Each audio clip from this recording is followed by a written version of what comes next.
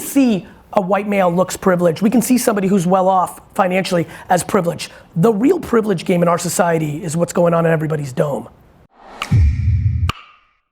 I have the real pleasure of getting to talk to a lot of young people in my job here at this company, and I feel like even from an entrepreneurial level within the company, that people are afraid to take risks.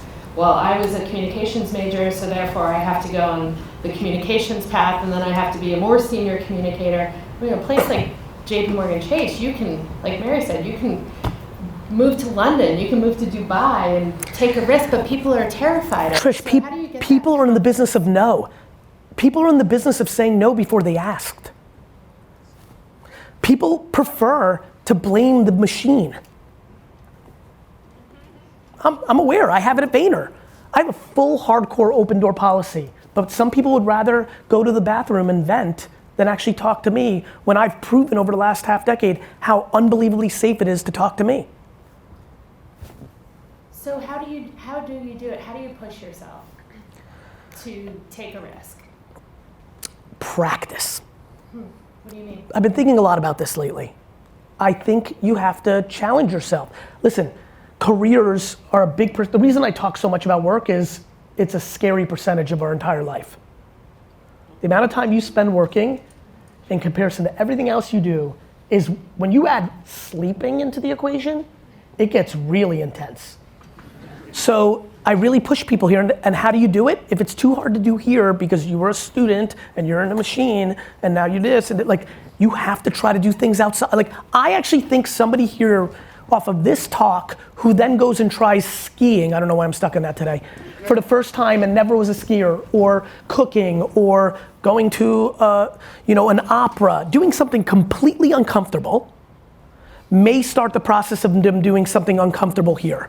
I think it's practice. I think you need to, by the way, let me give you, I like to go literal once in a while. I'm hoping one person does this. Go volunteer at a nursing home for one day in your life. I think you'll get a lot of value of what I talked about earlier, because perspective is the game, and you can get it real quick if you go into that jungle. And B, that's you doing something uncomfortable. I think people have to break patterns. I think you do something different, or build courage to do something different by getting used to it. The great fortune of my life was I was an immigrant who got picked on for not being able to speak English. I was a terrible student. I was not good at sports. I basically lived the first 18 years of my life telling me that I was a losing player. So I got real cozy with losing. I love losing. It's why I associate so much more with people that don't come from privilege.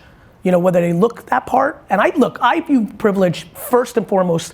We don't have we can see a white male looks privileged. We can see somebody who's well off financially as privileged. The real privilege game in our society is what's going on in everybody's dome. Mental privilege is number one, right? I wish, this is why I'm talking so much about parenting.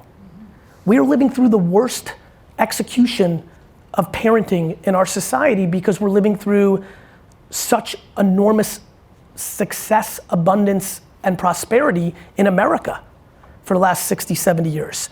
And so now parents are getting into things, parents during the Great Depression struggled with going to school and yelling at the teacher for not doing this, that, or the other thing.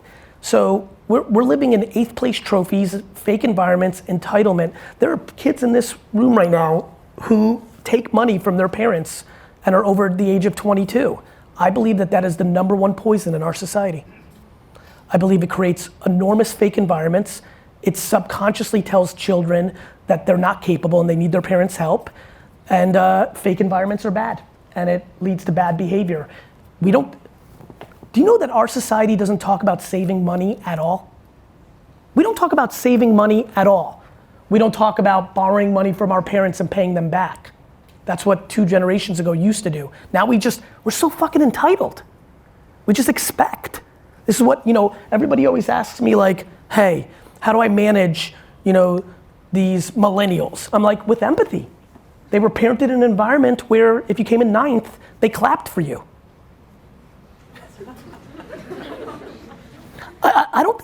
Listen, I think this is a super important subject matter. I'm not saying boo somebody and make them feel like, I'm a product of self-esteem. My mom did the greatest job of self-esteem, but she also created accountability. Like, and we really need to debate that.